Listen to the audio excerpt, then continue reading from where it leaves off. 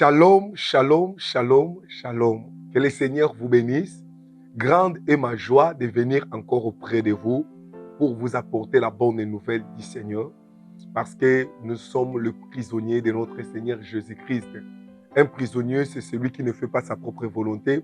Il a toujours l'obligation de faire la volonté de celui qui l'a emprisonné. Nous avons été emprisonnés par le Seigneur Jésus-Christ pour être des porteurs de la bonne nouvelle et nous défendons la vérité de notre Seigneur. Que le Seigneur vous bénisse. Nous sommes dans l'écriture des Juges, chapitre 6, verset 36 jusqu'au 40e verset. Jusqu'à présent, nous sommes toujours dans le premier et dans le deuxième verset. C'est là où nous expliquons la pensée prophétique. Je vais lire la parole de Dieu et nous allons prier pour les Écritures. Je répète les Écritures. Gédéon dit à Dieu, « Si tu veux délivrer Israël par ma main, comme tu l'as dit, voici, je vais mettre une toison de laine dans l'air. Si la toison seule se couvre de la rosée et que tous les terrains restent secs, je connaîtrai que tu délivreras Israël par ma main, comme tu l'as dit. » Et il arriva ainsi, les jours suivants, il se leva de bon matin, pressa la toison et en fit sortir la rosée qui donna de l'eau plein une coupe. La parole du Seigneur, je m'arrête là et on va continuer avec l'écriture. Seigneur, donne-nous la pensée, explique-nous les Écritures. Nous croyons, Seigneur, que aussi longtemps le pain n'était pas encore brisé, les yeux des disciples étaient toujours apaisantis. Et lorsqu'il y a eu, Père éternel, le pain brisé ou quand tu as brisé le pain, c'est en ce moment-là que, Seigneur, les yeux des disciples, Seigneur, s'ouvrirent. Nous comprenons que c'est le miel qui peut éclaircir les yeux, Père éternel, de Jonathan. Alors, comme étant tes fils, éclaircis nos yeux par la révélation de ta parole, au nom de Jésus. Ainsi, nous l'avons déclaré, nous avons déclaré avec foi. Amen. Que le Seigneur vous bénisse. Shalom, bien-aimés. Nous sommes toujours dans les Écritures des prophètes. Je crois que je n'ai pas vraiment beaucoup de temps et c'est pourquoi je ne vais plus faire beaucoup de manœuvres, aller par-ci, par-là, parce que nous comprenons réellement que Moïse, pour bien tuer, il faut regarder à gauche et il faut regarder aussi à droite. Il y a un moment, Pierre va pêcher la nuit, mais il va pêcher la nuit sans rien prendre. Nous ne voulons plus faire la pêche comme Pierre, mais nous voulons pêcher quand le Seigneur vient. Mais la pêche de la nuit aussi est importante, parce que c'est la pêche de la nuit qui lui a permis de pêcher les matins. Si la nuit, Pierre avait reçu des poissons, il ne serait plus sur la mer. Mais c'est parce qu'il n'avait pas de poissons pendant la nuit que Pierre va laver maintenant les filets. Donc la pêche ou le pêche raté de la nuit permet seulement aux bons pêcheurs de laver les filets. Or, quand les filets sont lavés, ça veut dire que la barque sera disponible pour embarquer maintenant les vrais poissons. Que le Seigneur vous bénisse, parce que c'est les gros poissons qui peuvent attirer de petits poissons autour des pierres, en fait que la pêche de pierre soit réellement la pêche miraculeuse. Que le Seigneur vous bénisse. Nous sommes dans la pensée des toisons. Bien-aimés dans le Seigneur, je crois que nous avons atterri en disant que le démouvement que Gédéon est en train de parler ici, il parle plus sur Israël.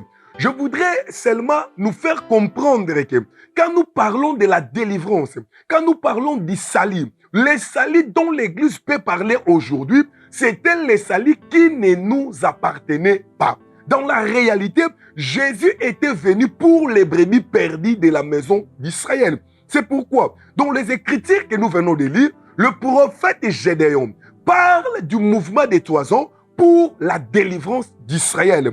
Nous comprenons que quand on parle de la délivrance d'Israël, il s'agit du salut qui devait être retourné vers Israël. Maintenant, c'est comme aussi Daniel, lorsqu'il a compris que les 70 ans a été fixé sur le peuple d'Israël pour leur désolation, pour leur ruine, il va entrer dans la prière pour chercher la face de Dieu. Alors la recherche de Daniel lui a permis maintenant de recevoir au moment de l'offrande du soir les 70 semaines. Or les 70 semaines ne pouvaient pas venir si ce n'était pas au moment de l'offrande du soir. Donc le temps de l'offrande du soir, c'est le temps qui a permis maintenant à Dieu de venir à l'intervention d'Israël. Donc nous comprenons que l'offrande du matin n'a rien pu faire. Or quand je parle du matin, je parle de la loi. Or, la loi sont des bégayements. C'est pourquoi remarquez ici, il y a deux mouvements. Il y a le mouvement du matin et il y a le mouvement du soir. Or, le matin, c'est la loi. Le soir, c'est la grâce. Maintenant, le prophète Gédéon dit ceci. Je vais faire une expérience pour savoir si par ma main, tu vas délivrer Israël. Donc, en d'autres termes, c'est la main, quand la main est élevée, c'est la main qui va donner la délivrance. Maintenant, Gédéon va confirmer si sa main sera capable de délivrer Israël. Or, bien aimé, quand nous parlons aussi de Gédéon, Gédéon cache aussi en lui les tubes ou la tube de notre Seigneur Jésus-Christ. Il cache plutôt, voulais-je dire, l'image de notre Seigneur Jésus-Christ. Or, la main de Gédéon, ça représente toute une personne parce que Gédéon ici, dans la première dispensation, il représente aussi Dieu dans la loi. Or, Dieu dans la loi, sa main qui était cachée, mais qui s'est présentée comme faible, c'était la personne de notre Seigneur Jésus-Christ. C'est lui qui est la vraie main cachée de Dieu au temps des pères. Maintenant, Gédéon veut savoir si la main peut être possible pour délivrer. Or, nous comprenons que la main qui va délivrer, c'est le Seigneur Jésus-Christ qui est la droite du Père. Maintenant, le Seigneur Jésus ici, que Gédéon est en train de parler, il lui parle de la main pour la délivrance d'Israël. Donc, la main de Gédéon pour la délivrance d'Israël n'est rien d'autre que la prophétie sur l'arrivée de notre Seigneur Jésus qui devait être envoyé pour chercher et sauver les brebis perdues de la maison d'Israël. Maintenant, quand Jésus vient pour sauver et chercher le brebis perdu de la maison d'Israël, il ne vient pas pour les nations. C'est ça le mouvement de Gédéon, c'est ça la pensée de Gédéon. Mais le grand problème, nous avons dit que quand Gédéon va placer maintenant la toison dans l'air, le mouvement de la toison dans l'air, nous voyons que pendant que la toison dévient maintenant ou vient maintenant dans l'air, quand la toison est exposée dans l'air, le mouvement que la toison est en train d'effectuer, le message que produit le mouvement de la toison ne vient pas pour Israël, le message est changé directement. Pourquoi? Parce que les effets que Gédéon est en train d'exposer pendant que la toison et les dires de Gédéon, ça explique maintenant le mouvement de la toison, mais pour la délivrance de notre peuple. Donc, en d'autres termes, il était venu, il avait exposé cela pour la délivrance d'Israël. Mais Dieu qui connaissait les temps, et Dieu qui est le maître des temps et des circonstances, il sait certainement qu'il ne pouvait pas sauver d'abord Israël sans pourtant les nations soient sauvées. Parce que quand Dieu apportera son salut pour Israël, automatiquement, après le salut d'Israël, c'est la fin de toutes choses. Raison pour laquelle Dieu ne peut pas commencer par Israël. C'est ça Moïse, qui ne pouvait pas commencer d'abord par libérer ses propres frères et aller libérer la fille ou les filles de Jéthro. C'est-à-dire, avant de libérer ses propres frères dans l'esclavagisme de Pharaon, il va d'abord aller. Mais nous avons dit que la sortie de Moïse, c'était la sortie pour Israël, pour ses frères. Mais quand tu arrives vers ses frères, Dieu va créer l'incompréhension. Donc nous comprenons que l'incompréhension d'Israël permet maintenant à Dieu de changer les trajectoires de leur rédemption. C'est-à-dire Moïse qui était leur salut, quand Israël l'a rejeté, maintenant Moïse va fuir ses frères pour aller maintenant à Madian où il va trouver Séphora afin de lui donner les enfants et de lui mettre dans la sécurité. Donc ici nous comprenons que quand Moïse fuit, il va passer 40 ans, non avec Israël, mais avec Séphora. Déjà c'est ça bien aimé dans le Seigneur, la marche de l'arche. Quand l'arche a quitté le Philistin, il s'est dirigé vers le palais royal, dans la maison de David, vers Jérusalem. Mais avant que l'arche puisse arriver vers Jérusalem, il faut que Uza sorte. Or, la sortie de Uza, c'était pour arrêter la continuité de la marche vers Jérusalem, afin que l'arche change de trajectoire. Mais dans la réalité, la sortie de l'arche, ce n'était pas pour la maison d'Obed-Edom, mais c'est lui qui permet que l'arche s'en aille vers la maison d'Obed-Edom. C'est la mort de Uza. Quand Uza entre et que l'arche tue Uza, vous allez comprendre avec moi que David va refuser maintenant que l'arche vienne dans sa maison. Or, la mort de Ouzam, c'est le changement de trajectoire. Or, la mort de Ouzam, c'est ça la toison aussi dans l'air. C'est ça l'exposition de la toison. Quand la toison fut exposée dans l'air, automatiquement, Israël qui devait recevoir la délivrance, a la période, il a mis en touche pour qu'un autre peuple soit sauvé.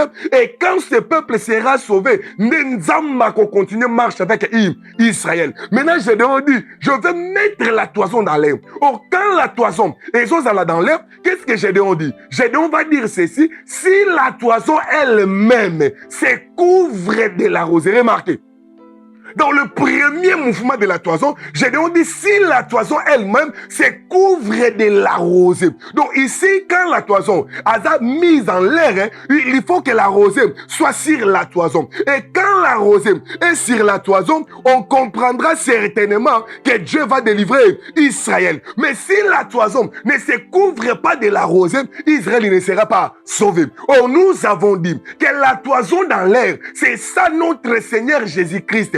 Lui qui était venu pour Israël. Pourquoi? Parce qu'il a été envoyé pour les brebis perdues de la maison d'Israël. Mais quand tu le viens dans le monde, l'écriture, la marche de Jésus, la prophétie va changer. Toujours, il va sauver Israël. Mais avant de sauver Israël, la toison elle-même va se couvrir de la rosée. Or, la toison qui se couvre de la rosée, c'est ça maintenant. Les salis qui étaient pour Israël, mais ça va commencer maintenant sur la toison elle-même.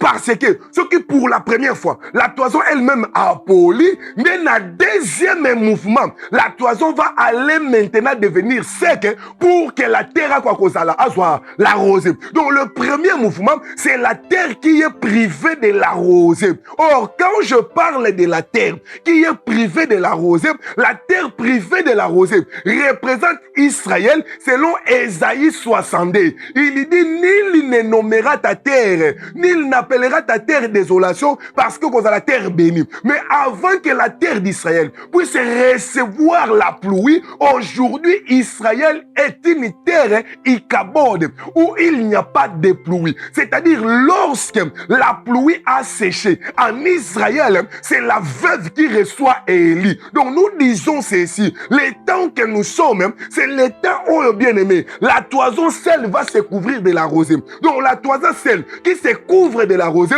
c'est le temps il y a privation pour Israël. C'est le temps où la terre reste sec.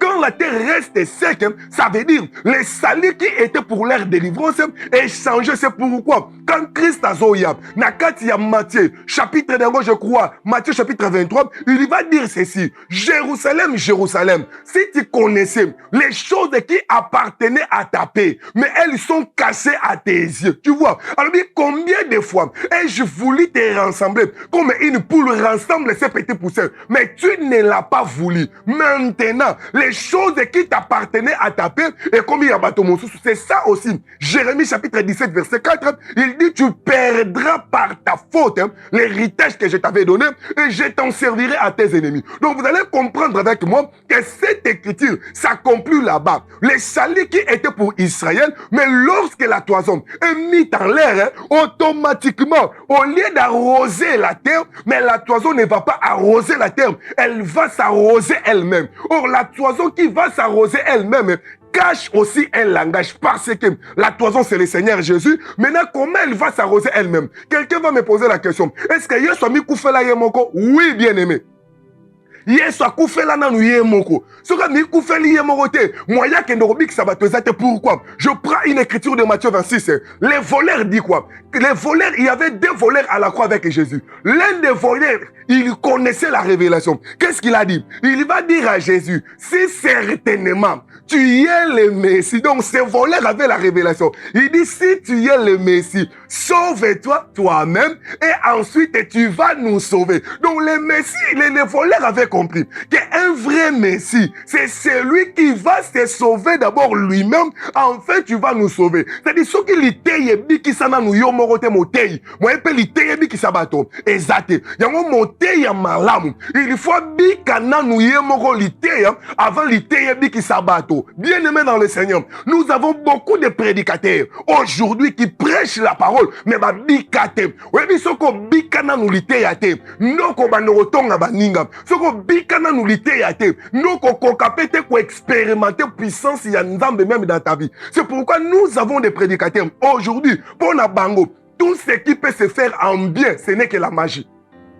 Nyonso malamu et comment magie nzamba existe à la société. Pourquoi? Parce que ce sont des prédicateurs qui n'ont jamais vécu Dieu dans leur vie. Donc muto ya biki nzambe na kati vie na ye liloba influencer. C'est celui qui sera censé d'aller apporter aussi la bonne nouvelle. Pourquoi? Parce que la femme samaritaine ne peut pas aller appeler les samaritaines si premièrement elle n'a pas reçu quelques paroles qui a influencé sa vie. J'aime cette femme. Soka kei alobaka venez voir un homme qui m'a tout dit. C'est-à-dire la femme va d'abord avec son propre témoignage.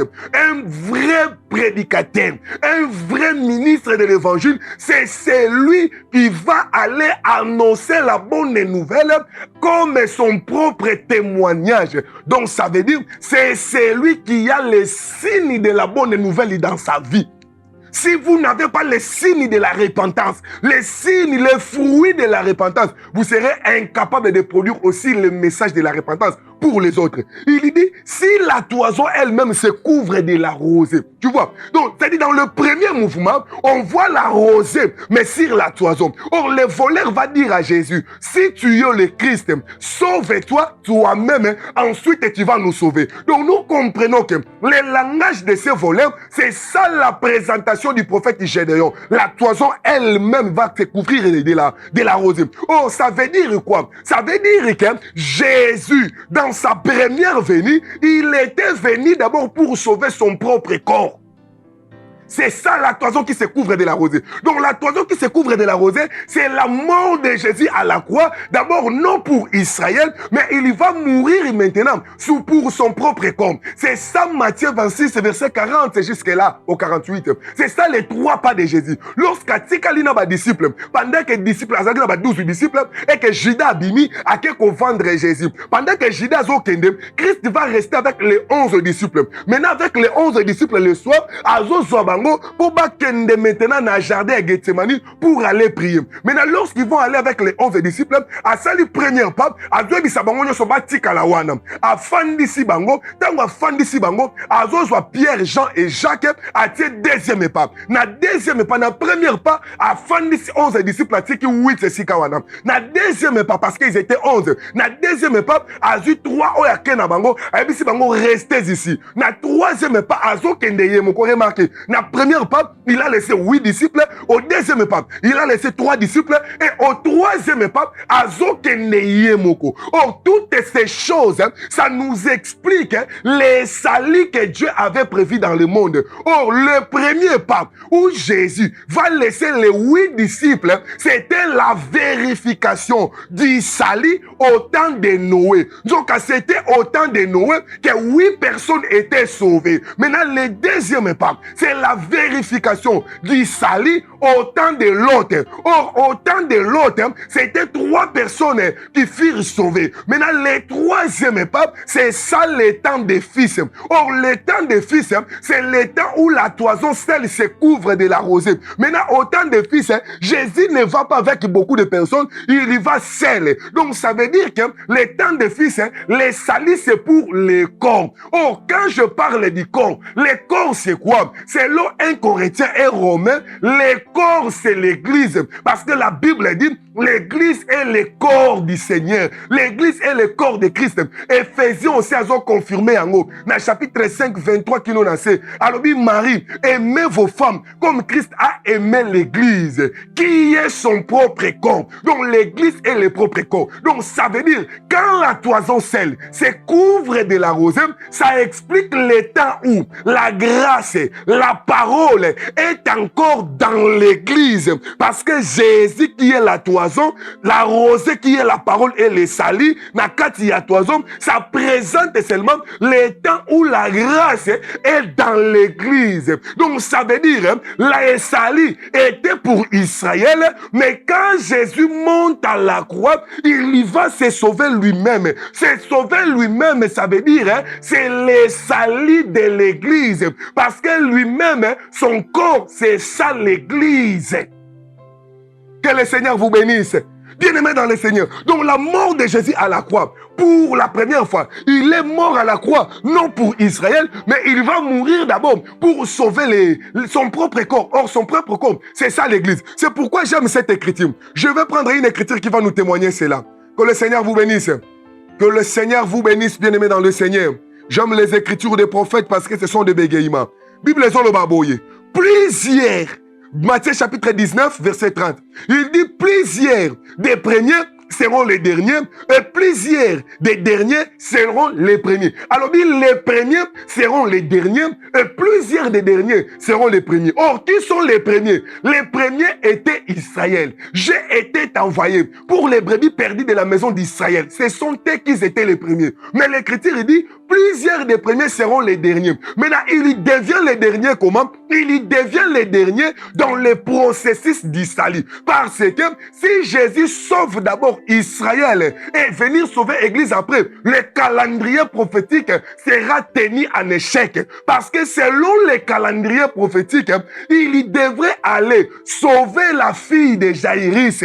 Mais quand tu entres dans la marche, dans les chemins, avant d'arriver chez Jaïrus, il faut que la femme de Père Tassan puisse entrer et toucher Jésus au bord du vêtement. Maintenant, quand la femme entre, c'est d'abord la femme qui sera sauvée avant la fille de Jaïrus. Or, la femme qui entre, il entre par la grâce, il entre par la faveur. C'est ça la rosée. Or, la rosée, c'est quoi? La Bible dit, la faveur du roi, c'est la rosée sur l'herbe. Or, quand je parle de la rosée nous explique les temps de la grâce.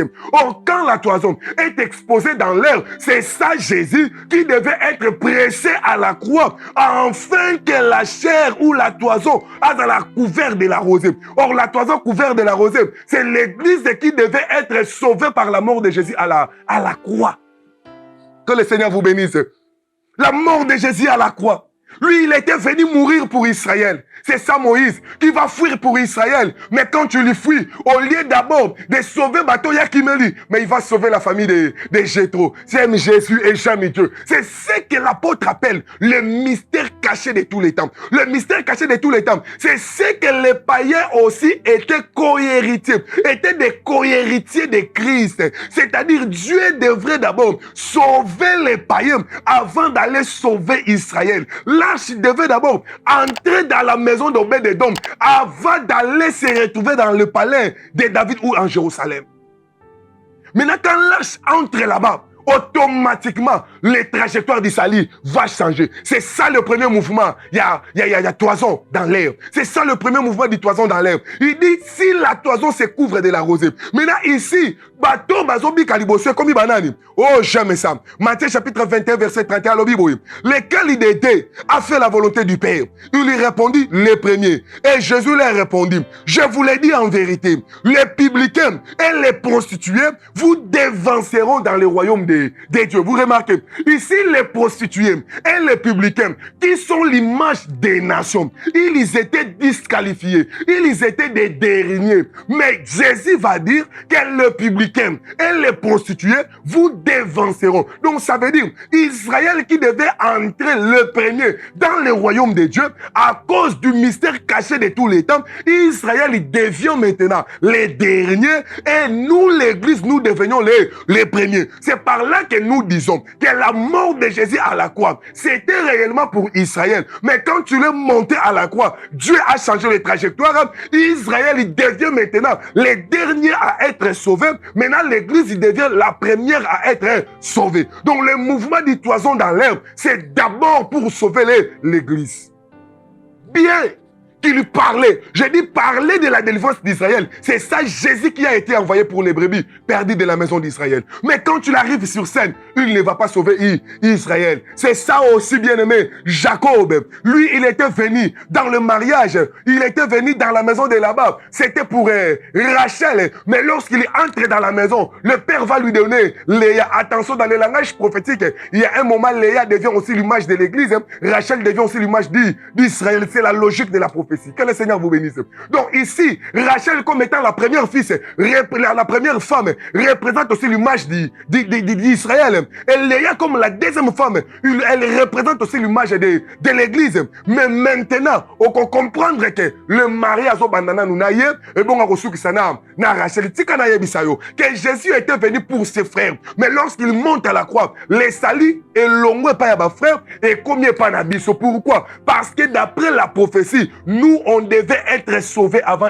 Israël. Maintenant, ce qui a ici mon salle avec l'église, c'est en ce moment-là qu'il va aller maintenant sauver Israël. Là, je parlerai maintenant de la toison qui doit être pressée. Que le Seigneur vous bénisse. Shalom, bien-aimés. Laissez-moi vous dire, bien-aimés dans le Seigneur, que nous avons intérêt à donner notre vie au Seigneur Jésus-Christ. Pourquoi? Parce que sa mort à la croix, c'est le moyen par lequel nous avons été sauvés. Aujourd'hui, ne négligez pas ces salis. Je voudrais te faire comprendre que le Seigneur Jésus est la solution, la seule solution de Dieu pour les péchés de l'humanité, la seule solution de Dieu pour les salis de l'homme, c'est le Seigneur Jésus. Que le Seigneur vous bénisse. Shalom, on se revoit dans les prochaines vidéos. Ne manquez pas à partager cela et à poser vos questions. Que le Seigneur vous bénisse. Shalom.